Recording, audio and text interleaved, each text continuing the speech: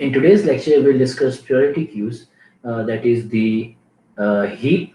In fact, we'll discuss priority queues separate them the heaps, and then we'll see how heap can actually help in maintaining a priority queue. So let's see what a priority queue is.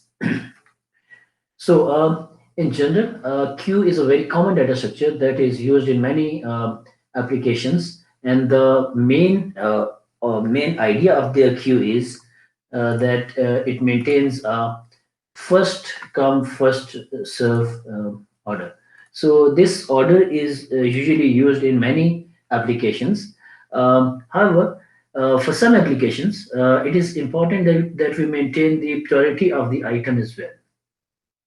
So whenever we insert an item, we also tell the priority of that item as compared to the other items. So a data structure that can maintain that priority and store the elements while keeping the priority intact is important. So what we'll use in this lecture is the heap data structure for maintaining the priority queue. So let's discuss some applications and then we'll discuss further about the priority queue. So the first application of this could be a whole job for a printer in order of the length. So if a printing job, it is lengthier than the others, it means that it will take most of the time and the throughput of the printer will be very low. Instead, what we would like to do is that printing many smaller jobs would actually satisfy more people instead of just giving all the time to one longer job. So in that case, what we can do is that we can maintain a priority queue where the priority is based on the length of an element. Okay. Then in computer networks, there are some packets that are actually important to be delivered before the data packets. There are two type of type of packets. One is the data packets that the user wants to send from source to the destination, whereas the other type of packets are the packets that are called the control packets.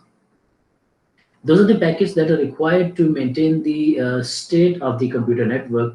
Hence, they are required to actually given some priority to reach the destination or to reach the host or maybe the source of the application.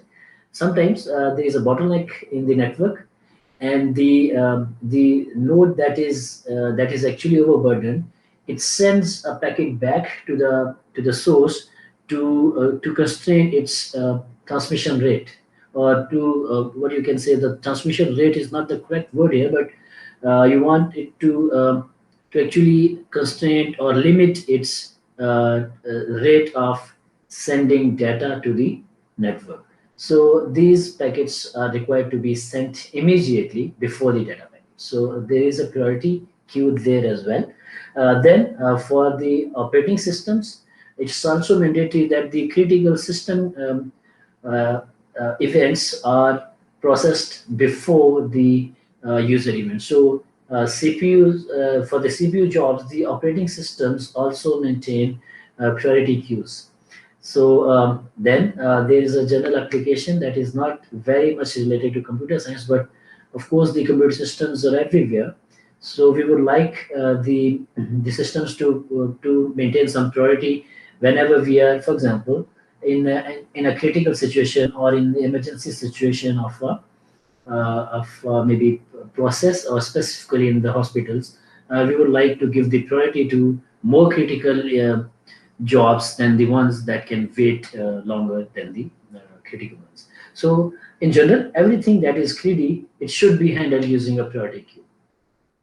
Okay, so using this application, or after seeing these applications, you can well comprehend the importance of these priority queues. So let's see how we can actually uh, devise a strategy to make a data structure that can handle such type of priority requests. So in general, whenever we want a priority queue, the main operations are the insert in the queue, and then there is the operation of delete min, or what you can say is the to delete the element that is of the highest priority. Okay, in general, what usually we do is that we try to keep the lowest value, like here in the 0 is the highest priority, 1 is lower, 2 is further lower, and so on. So in that case, if we follow this numbering scheme or this priority numbering scheme, we would say this operation as delete main operation. Okay, so removing an element from the priority queue would always give us the highest priority element in the data structure. So these are the two main operations of the queue. We have to focus on these operations or the efficiency of these operations while we devise the mechanism of implementing a priority queue. So the overall goal would be to make the operations as efficient as possible, and this is how we can see this priority queue as a black box, that we have all the elements that are maybe this data is generated by an application, or this is a natural process, maybe the admission of patients into the hospital with certain emergency levels. Um, what we do is that we add these values as they arrive, but whenever we ask this data structure to give us the next element would be the one that is of the highest priority. So this is the black box idea of priority queue or a priority based uh, data structure. Okay, so whenever we cannot actually, what this black box essentially shows us is that we cannot remove an element from our queue that is not of the highest priority. Or whenever we remove an element from a queue, the only element that we can access is the element with the highest priority. Okay, so let's see some implementation around this idea and discuss their pros and cons, and then we'll actually find or decide the best implementation that we can have. So the first idea is that we can maintain a linked list structure that is a linear structure, and we do not care about the order of keeping elements in the linked list, which means that we receive an element, for example, we just add it at the head of the linked list. Remember the linked list, it's very open structure, so we can add the elements at any point, any position in this structure.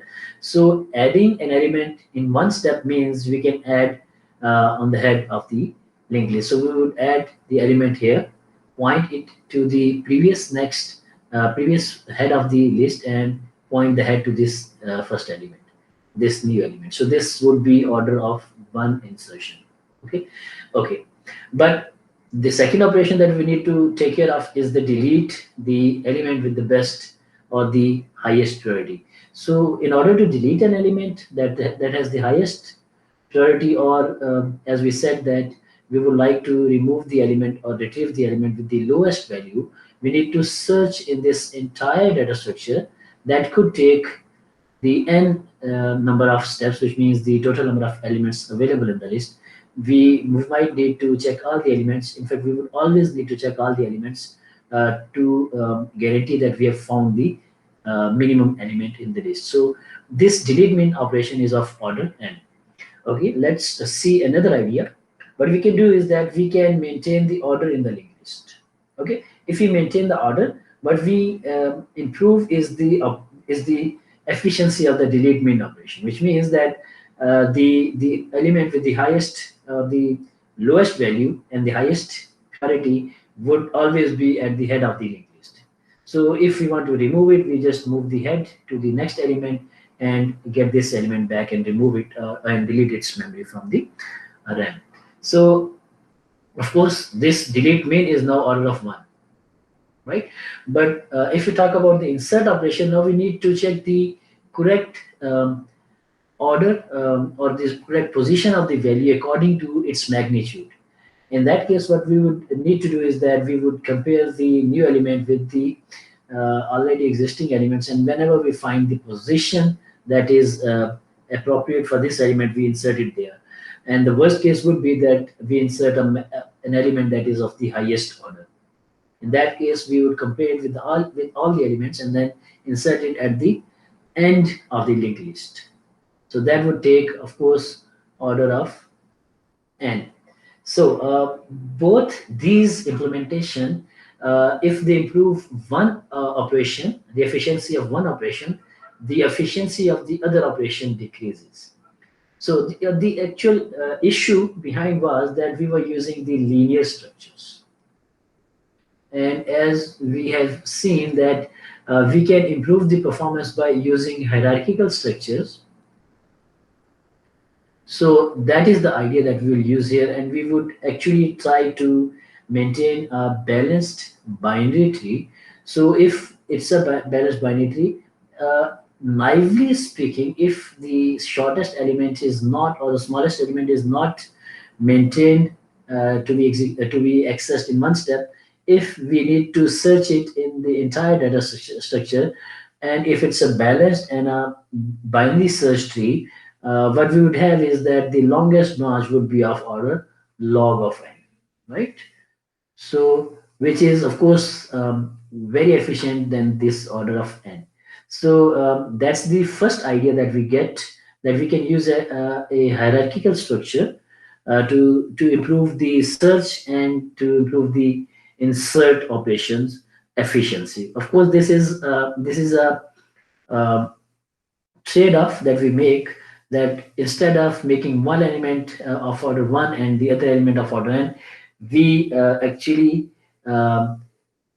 settle down at the order of log n for both the operations. So that is the idea. So um, of course, we can add some more efficiency in this balanced binary search tree, and come up with a better solution that would be a heap data structure.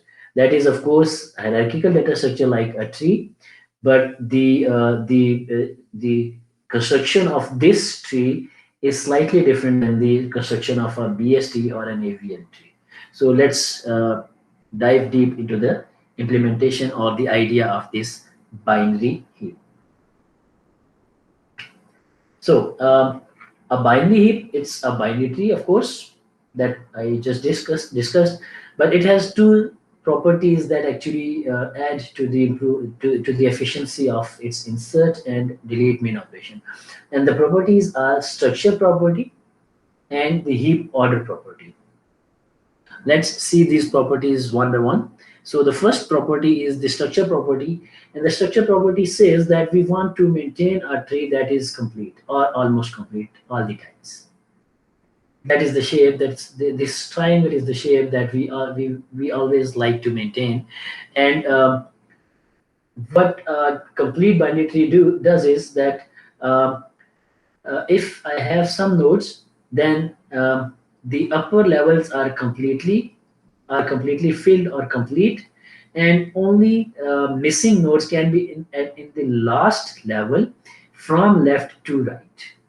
So this is an almost complete binary tree, and this is the structure property that will always maintain this almost complete binary tree. This way, we ensure that all the branches are of equal length or of almost equal length, and the length would be log base 2 of n. Okay, so in this tree, the search is the search should be very fast, but the second property, that is the uh, heap order property, it would actually add some more efficiency into the tree. But let's discuss the structure property in more detail. First, as an example, you can see that this tree is an almost complete tree. We can see that the last level is partially filled, and all the other levels above the last level are complete.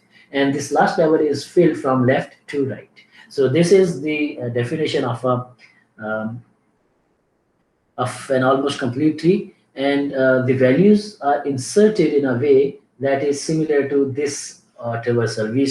We add the root node first, then we add its left child, then we add the right child, then we add the left child of the first child of root, then we add the right child of that node. Similarly, we keep adding nodes in the tree, and we reach this last level where the nodes are partially filled. But the issue is that how we can maintain such a tree. There's a very simple answer to that. You can guess that. Uh, so the answer to this question is very simple, and the answer is that we can use an array-based implementation of the tree. So we have this data set, and if we just consider it or just add it into an array and start from the index number one, it simply follows it simply follows the almost complete uh, trees definition. So what it does is that if we store the first element at at the position one, then this becomes the root node, and the left child is this, and the right child is uh, the formula was 2i and 2i plus 1. So if the root is at node number I, is at the index number I, then its left child would be at index number 2i, and the right child would be at the index number 2i plus 1.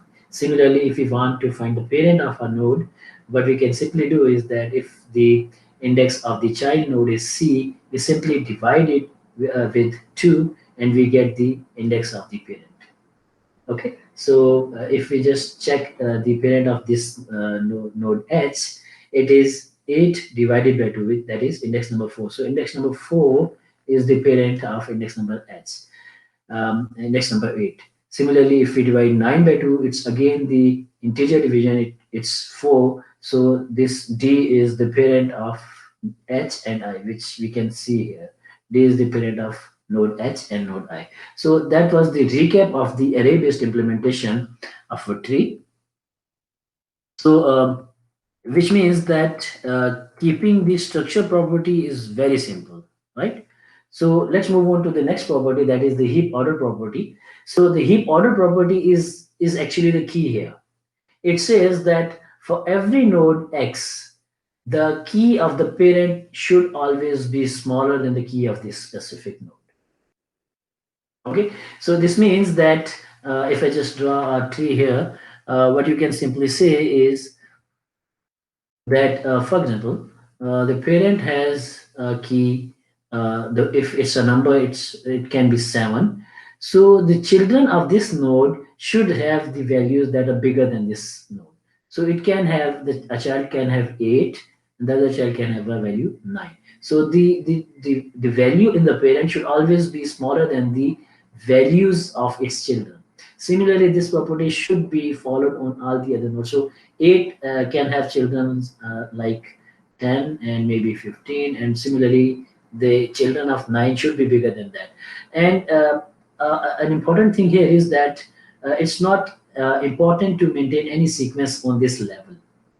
We only maintain the sequence from top to the bottom of the tree. Okay, and we do not maintain any relationship between these two children, that whether 10 is left child, it should be smaller or bigger than the second child. Okay, we just maintain the order from top to bottom of the tree. So the in this case, what we see is that the minimum value should always be on the root, and the further two second maybe you can say is that the second minimum would always be either one of the child of this. Okay, so let's see how this property works. Is that, for example, this is the tree. If we check if it's a heap or not, is that the first thing that we need to check is if the tree is complete or almost complete. So the tree is almost complete.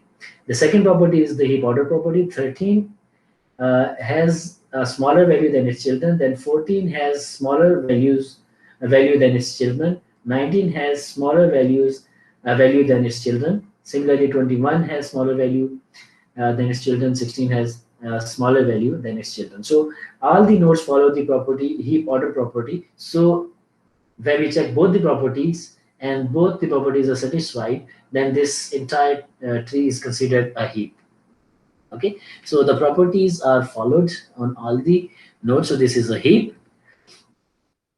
and for the implementation part, um, as I said, we can use an array to maintain this tree. So let's check how we can implement complete tree in array. That was that I already discussed with you, that we can have tree. If we have a data set, we just store it in the array, and what we get is that um, root is at index 1 and the children are on, if the parent is at index I, then the left child is at index 2I. If the parent is at index I, then the right child is at index 2I plus 1. Similarly, the parent is at index, if the child's index is I, then the parent's index is I by 2, and that is the floor function to reach an integer value. So in that case, what we have is, if D is the parent, then its children are at index 8 and index 9. Okay, so that was the implementation, and if we just want to check the parent of the node, we can simply divide the index by 2 and reach at the parent index. Okay, so the parent of this index 4 is 4 by 2, that is index number 2. So the parent is B. Okay, so the B is parent of this node D. Okay, so that's the idea of binary heap. And in the next video, we'll discuss the operations, the insert and the uh, delete min operations of binary heap.